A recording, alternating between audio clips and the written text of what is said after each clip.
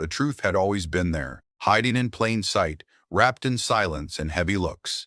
In Winterfell, silence was louder than words, and Jon Snow grew up feeling it press on his chest every single day. But in this world, Jon Snow was never a bastard.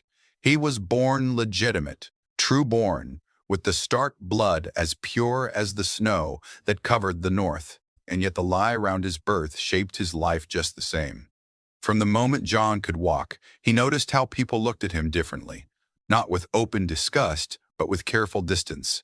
Servants bowed a little too stiffly. Lords visiting Winterfell measured him with sharp eyes. Even as a child, Jon felt like a problem everyone pretended didn't exist. His name was Stark, spoken clearly, officially, without shame. Still, no one celebrated it. Lady Catelyn never forgave him. She never screamed at him or struck him. That would have been easier. Instead, she gave him something colder. Indifference sharpened into resentment. Jon didn't understand why, not fully, but he felt it every time she corrected how close he stood to Robb, every time she reminded him, politely, painfully, of his place. "You are a Stark," she would say, lips tight, eyes cold. But what she really meant was, "You are not mine." Robb was the heir. Everyone knew that. Strong, loud, loved. He wore the future of the North like a cloak that fit him perfectly. Jon stood beside him, just as capable, just as trained, but always half a step behind. Not because Jon lacked skill, he didn't, but because the adults made sure he remembered where power truly sat. Ned Stark watched it all in silence. That silence was the real poison. At night, when the fires burned low and Winterfell slept, Ned would sit alone, staring into nothing, carrying a truth that weighed more than any sword. Jon was his lawful son. Born in wedlock, no stain, no shame, but the cost of that truth was too high. Revealing it would tear open wounds that never healed. It would raise questions about alliances, oaths, and a war that the realm pretended was long over. So Ned chose peace over honesty, and Jon paid the price. Training in the yard was where Jon felt most alive. Steel didn't care about birth or lies. It only cared about skill. There Jon often outmatched Robb faster, more focused, more ruthless. The men noticed. Whispers followed. "He's got the wolf's bite. Too sharp for a second son. Dangerous, that one. Dangerous, that one. Dangerous." That one followed Jon everywhere. Catelyn heard the whispers too. Every compliment aimed at Jon felt like an insult aimed at her children. In her mind, Jon's existence threatened everything she had fought to protect. Even if he was legitimate, even if the law favored him, the North favored strength, and Jon had too much of it. One winter evening, after a feast filled with laughter that didn't reach Jon's eyes, Catelyn finally spoke her truth. "You should not outshine your brother," she said quietly when no one else was listening. Jon froze. "I don't try to." "That's worse," she replied. "If you did, at least it would be honest." Those words cut deeper than any blade. Jon began to understand something then. His problem wasn't his name. It was his potential. A legitimate son who was too capable was a threat. A Stark who didn't need permission was dangerous. That was when the Wall started to call to him, not as punishment but as escape. The Night's Watch didn't care who your father was. It didn't care about inheritance or politics. It stripped men down to what they were worth. Jon liked that idea. He liked it too much. When he told Ned he wanted to go north, Ned looked at him with something close to relief and something even closer to regret. "You don't have to," Ned said. Jon held his gaze. "I know, but here, I'll always be something people argue about." Ned wanted to tell him the truth then, wanted to end the lie. But the lie had grown roots too deep to pull out without blood. So he nodded, and that was the moment everything began to break. Because a legitimate Stark choosing the Wall wasn't humility, it was abandonment. And the North would soon learn what it meant to lose a wolf it never truly accepted. The road to the Wall was long, cold, and honest in a way Winterfell never was. Jon felt lighter with every mile that passed behind him, like he was leaving a heavy coat on the ground, piece by piece. The men who rode with him didn't treat him like a lord's son or a political problem. To them, he was just another boy riding north, another body bound for black cloaks and forgotten names. And Jon liked that. But Winterfell did not forget him so easily. Robb stood on the battlements the morning Jon left, watching until his brother became nothing more than a dark dot against the white land. He didn't wave. He didn't call out. Something sat heavy in his chest, something he couldn't name. Jon wasn't supposed to leave. Not like this. Not by choice. "He's running," one of Robb's bannermen muttered. Robb said nothing, but the words stayed with him. At Castle Black, Jon learned quickly that legitimacy meant nothing here. His name carried no weight. His sword arm did.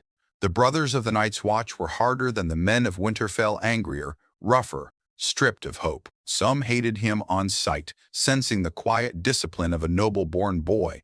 Others tested him, waiting to see if he would break. He didn't. Jon trained harder than anyone. He rose earlier, stayed later, spoke less. When others complained about the cold, he welcomed it. Pain made things simple. Pain didn't lie. Still, whispers followed him even here. A Stark? A true-born one? What's a man like that doing here? Jon never answered. He was tired of explaining himself to people who had already decided who he was. Far to the south, Winterfell began to change in ways no one expected. With Jon gone, the balance shifted. Robb was the clear heir now, with no shadow beside him. Lords flattered him more openly. They laughed louder at his jokes, praised his riding, his swordplay.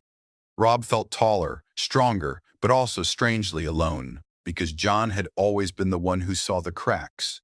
When Robb boasted, Jon grounded him. When Robb rushed, Jon thought ahead. Without that quiet presence, Robb leaned too hard into what people expected of him. He became louder, prouder, easier to read. Catelyn noticed it too. She should have felt relief. The threat was gone. The dangerous son had removed himself from the game. And yet, peace did not follow. Instead, unease settled in her chest like a slow-growing bruise. At night, she wondered why it hadn't been enough. Ned grew quieter. Letters arrived from the wall, short, formal, respectful. Jon wrote like a man who no longer expected anything. Ned read them alone. Each word felt like an accusation he couldn't answer. Then the raven came from the south. The king was riding north. That single truth changed everything. Robert Baratheon's visit dragged old ghosts into the open. Feasts were planned, banners raised, smiles forced into place, but beneath it all, fear crept in. The king loved Ned, but he loved war stories more. He loved truths shouted over wine, and truths had a way of slipping out. Catelyn pressed Ned harder than she ever had before. "If the king asks," she said, "what will you say about Jon?" Ned didn't answer right away. "He is your son," she continued, voice sharp. "Trueborn or not, people talk. They always have." "They won't," Ned said. "They already do." That night, Ned stood in the Godswood, staring at the heart tree, wondering how many lives were tied to a lie he had once convinced himself was merciful. Jon's absence had not solved anything. It had only delayed the reckoning. At the wall, Jon felt it before the raven arrived. A shift in the air. A tightening in his chest. Change was coming. He stood atop the wall one evening, staring into the endless white, and for the first time, he didn't feel free. He felt exposed, like a man who had stepped out of the storm, only to realize the storm was following him. Somewhere to the south, decisions were being made without him, decisions that involve his name, his blood, his future. And Jon Snow, true-born Stark, sworn brother of the Night's Watch, was about to learn that running from power doesn't make it forget you. It only makes it angry. The king arrived like a storm that laughed too loudly. Robert Baratheon rode into Winterfell with a grin wide enough to hide the danger he carried with him. His voice filled the courtyard, his presence bending the air around him. Where he went, memories followed war, blood, broken promises. Ned smiled for his old friend, but the smile didn't reach his eyes, because Robert remembered everything. At the feast that night, wine flowed like a river that refused to run dry. Stories were shouted across the hall. Names from the rebellion dragged back into the light. Dead men lived again in Robert's mouth. Ned listened, nodding when expected, silent when it mattered most. Then Robert asked the question Ned had feared for years.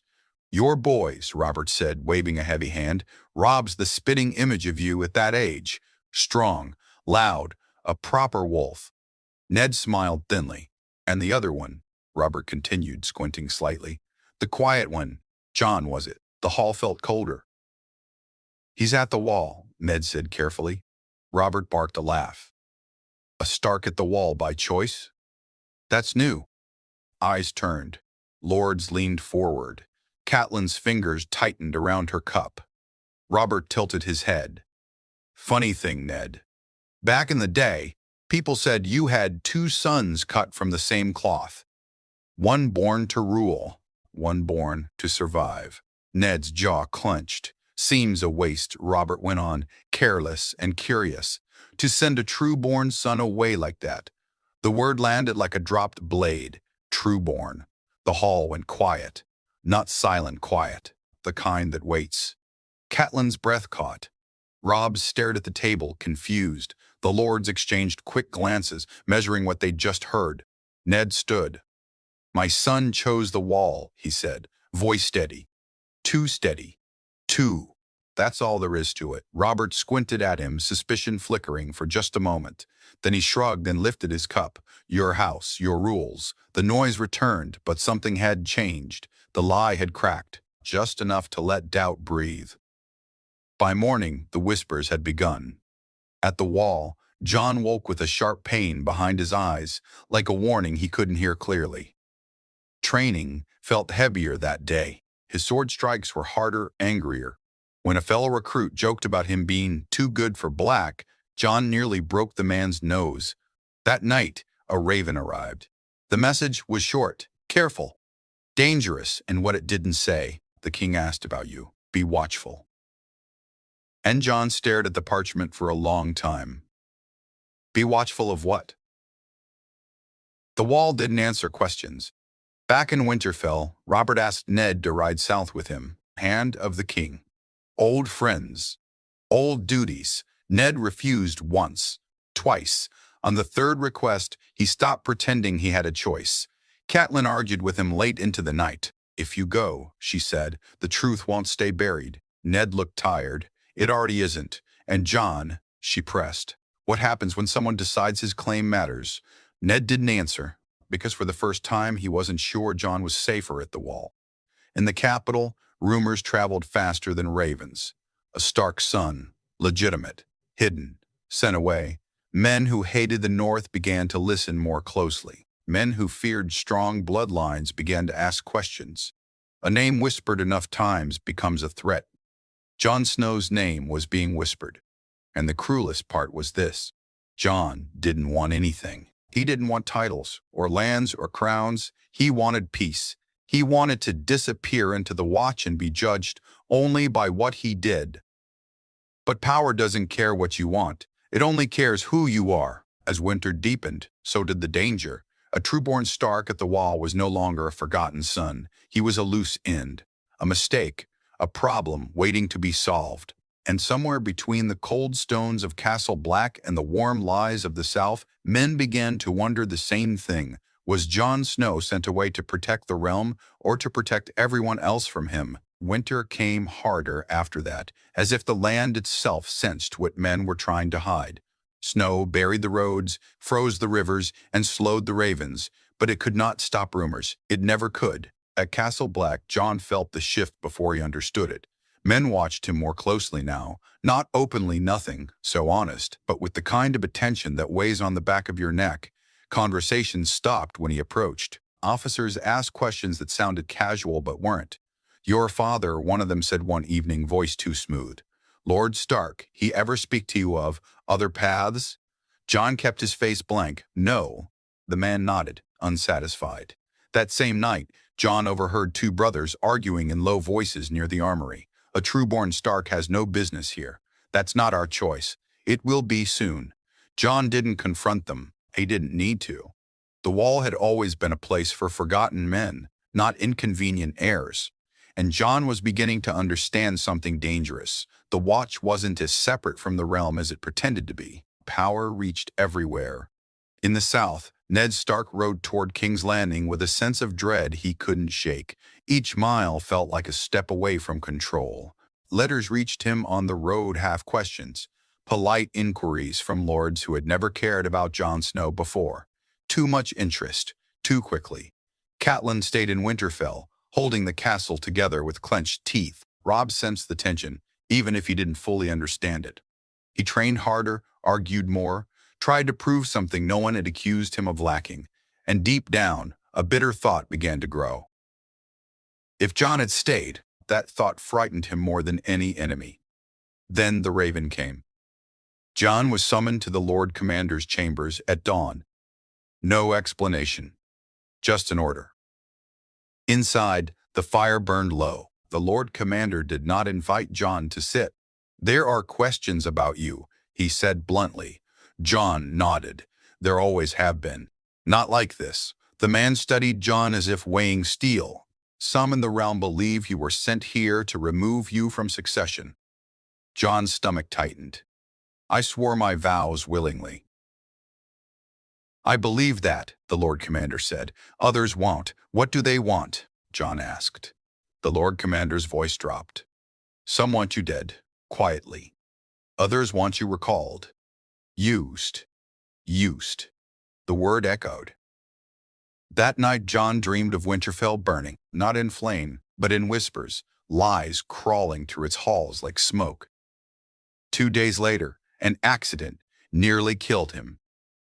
A rope snapped during training. A fall meant to break his neck. Jon survived only because his reflexes were faster than whoever planned it. The brothers gathered around him afterward, faces full of concern that didn't reach their eyes. No one was punished. No one was questioned. The message was clear: you do not belong here anymore. Far away, Ned Stark finally admitted the truth to himself. Sending Jon to the wall had not protected him. It had marked him. A legitimate Stark who removed himself from the board was still a piece won that others now wanted to move. Or remove. Ned wrote a letter that night, hands shaking. "If things turn worse, leave the wall. Vows or not, your life matters more." He sealed it knowing it might never arrive in time. Jon stood atop the wall again, wind cutting his face, black cloak snapping behind him. He had wanted simplicity. He had wanted to disappear. Instead, the world had followed him north. And now he faced a choice he never asked for: stay loyal to an oath that might get him killed, or run again, this time as a man hunted not for his shame, but for his blood. The cruelest truth of all settled into his bones. Being a bastard had once protected him. Being legitimate might destroy him. The letter arrived wrapped in frost and fear. Jon read his father's words in the dim light of the barracks, reading them once, then again, as if the meaning might soften with repetition. It didn't. Ned Stark had never told him to break an oath before. That alone told Jon how serious things had become. Your life matters more. Jon folded the parchment carefully, hands steady despite the storm building inside him. For years he had lived by duty, by rules, by the idea that choosing the harder path made you better. But what if the harder path only made you useful to people who didn't care whether you lived? That night, another brother didn't wake up. They said he slipped on the ice. Jon knew better. The man had shared a meal with him hours earlier, had warned him in a low voice to watch his back. Now he lay broken at the base of the wall, another name added to the list of accidents no one wanted to investigate. That was the moment Jon understood. Staying meant dying slowly, one silent step at a time. He left before dawn. No farewell. No speeches, just a black cloak folded neatly on his bed. A sword taken, a horse borrowed without permission. The wall loomed behind him as he rode south, not as a symbol of honor now, but as a cage he was lucky to escape. The North welcomed him like a wound reopening. Word traveled faster than Jon could. A true-born Stark breaking his vows was not a small scandal. It was a spark thrown into dry grass. By the time Jon reached the Wolf's Wood, riders were already searching for him, some to bring him home, others with less friendly intentions. Winterfell's gates opened at dusk. Robb was the first to see him. For a long moment, they just stared at each other. Then Robb crossed the yard and pulled Jon into a hard embrace. Anger and relief tangled together. "You shouldn't be here," Robb said. "Neither should you be alone," Jon replied. Catelyn arrived last. Catelyn arrived last. Her face went pale when she saw him. Fear flashed there before she could hide it. Fear, not hatred. That told Jon everything. Ned had not returned from the south. Silence followed him like a shadow. No letters. No ravens. Just rumors of conflict, of courts filled with knives disguised as smiles. Jon's return forced a reckoning Winterfell could no longer avoid. Lords came. Questions followed. Old laws were dusted off. Some spoke carefully, others boldly. But all of them circled the same truth. If Jon was legitimate, then the future of House Stark was not as settled as everyone pretended. Robb felt it keenly. The respect he had enjoyed now split in half, redirected toward the brother he loved and resented in equal measure. One night, Robb finally said it. "If father dies," he said quietly, "they'll look to you." Jon didn't answer right away. When he did, his voice was calm.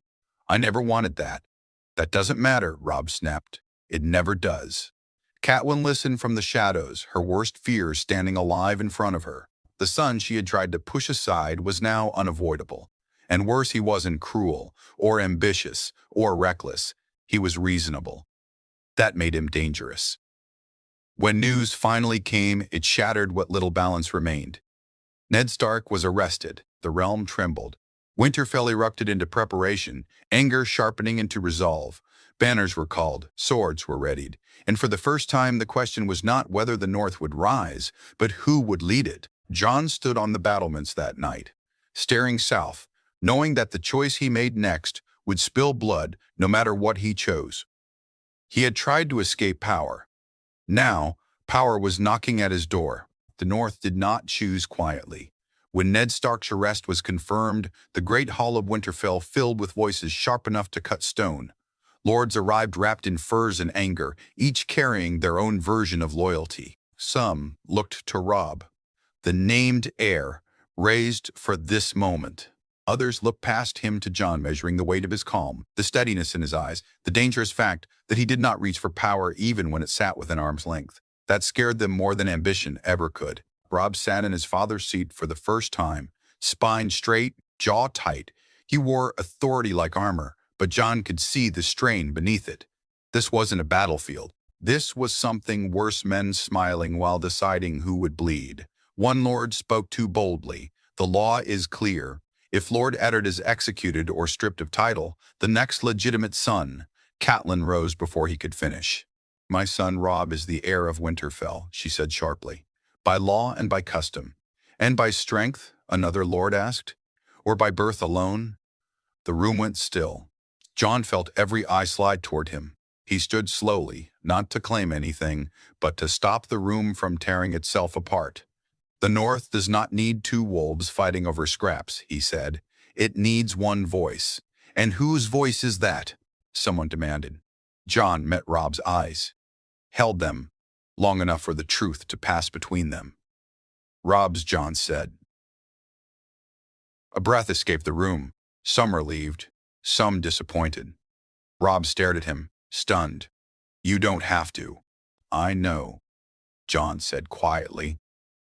"That's why it matters." That night, Robb was declared king in the North by voices loud enough to shake the rafters. Cups were raised. Swords were drawn and sworn. The North roared. Jon stood at the edge of it, watching history tilt. But crowns don't end conflict. They sharpen it. As the banners gathered and the army prepared to march south, fractures appeared. Lords who had supported Robb publicly whispered privately about Jon, about legitimacy, about alternatives if the young king failed. Some spoke to Jon directly. "You would be steadier," one said. "Older in spirit." "You don't rush," said another. "That's rare." Jon refused them all, calmly, consistently. But refusal doesn't erase doubt. It feeds it. On the march south, the first betrayal came, not from a lord, but from a scout. An ambush meant for Robb found Jon instead. Arrows tore through the trees, steel rang out, and for a moment, chaos swallowed the snow-covered road. Jon fought like a man who had already accepted death, efficient, cold. When it was over, 3 men lay dead, one of them wearing a Stark pin beneath his cloak. The message was unmistakable. This war had room for only one Stark son. Robb was furious when he heard.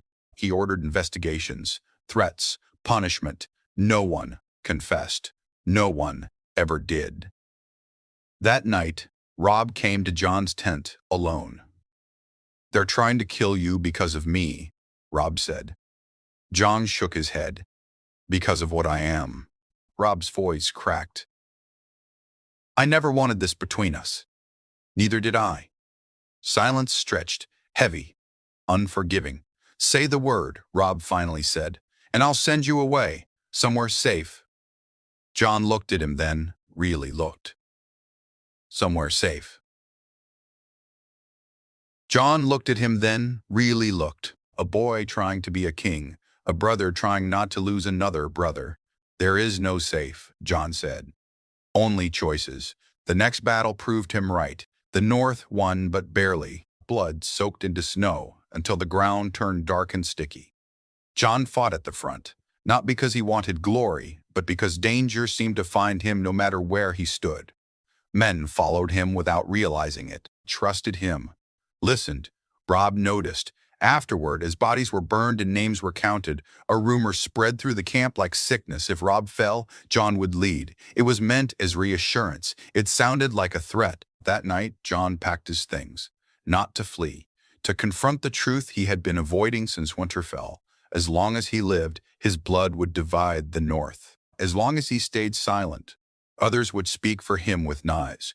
Jon realized then that the hardest duty was not leading or fighting or dying. It was knowing when your presence did more harm than your absence, and he was running out of time to choose.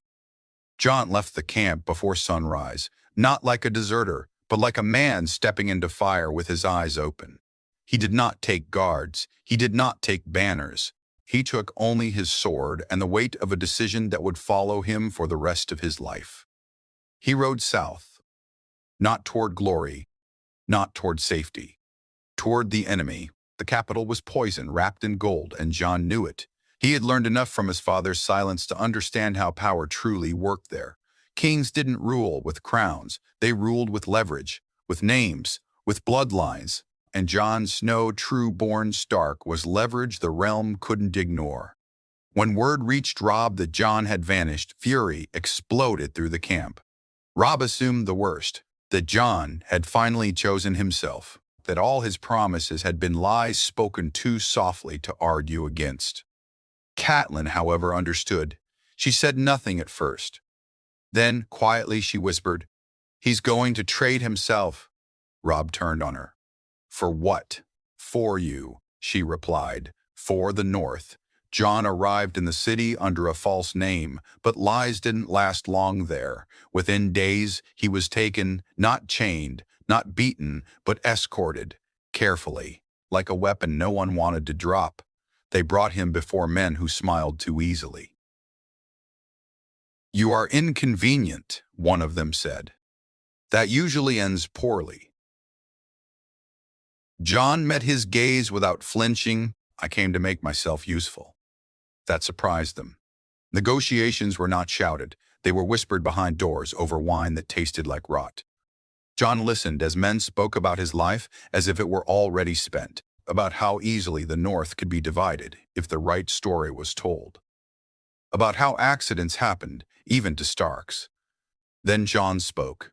"I will publicly renounce any claim," he said. "I will swear before gods and men that I am no contender for Winterfell, no threat to the crown, no symbol to rally behind." They laughed. "That won't be enough," one replied. Jon nodded. "Then I'll do more." He offered exile, not the wall, something worse, a binding vow, service beyond return, a life where his name would be stripped of meaning, turn into nothing more than a foot no one could use. It was brutal. It was perfect. When the announcement came, it shook the realm. Jon Snow, true-born son of Eddard Stark, stood before the court and destroyed himself with words. He denied ambition, denied inheritance, denied even the right to be remembered as more than what others decided he was. He did not beg. He did not rage. That terrified them. In the north, the news hit like a blade to the gut. Robb read the proclamation 3 times before it made sense. When it did, something in him broke. Not loudly, quietly, permanently. Catelyn wept for the first time, not out of fear, but out of understanding. The boy she had resented had just saved her son's crown by erasing himself from the world. The war changed after that. Support solidified. Doubt faded. No more whispers of alternate wolves. No more knives aimed sideways. The North stood behind Robb without hesitation, because the shadow they feared was gone. Victory came easier after that, but it tasted wrong. Jon was sent east, far from songs and memory. No banners followed him. No one spoke his name in public. He became exactly what he had promised, a man the realm could not use. Some nights he wondered if that was freedom. Most nights he knew it wasn't. He had saved his brother, saved the North, saved a future that would never include him. And the cruel truth settled in at last. Being legitimate had given him power. Giving it up had cost him his life. Years passed, and the realm learned how to forget. It forgot quietly at first. Jon Snow's name slipped from songs, then from stories, then from memory. In the North, children grew up knowing King Robb Stark as the wolf who held the line, the brother who avenged his father, the ruler who never bent. They did not know about the other son, or if they did, they knew him only as a footnote, a man who chose exile over ambition. That was the lie everyone agreed to live with. Jon lived far from Westeros, in a land that didn't care about bloodlines or broken vows. He wore no sigil, carried no banner. People knew him only as a quiet man who helped where he could and never stayed long. His hair grayed early. His eyes held the kind of tired that sleep never fixes. Some nights he dreamed of snow, not battles, not crowns, just Winterfell, as it had been once cold, honest, unfinished.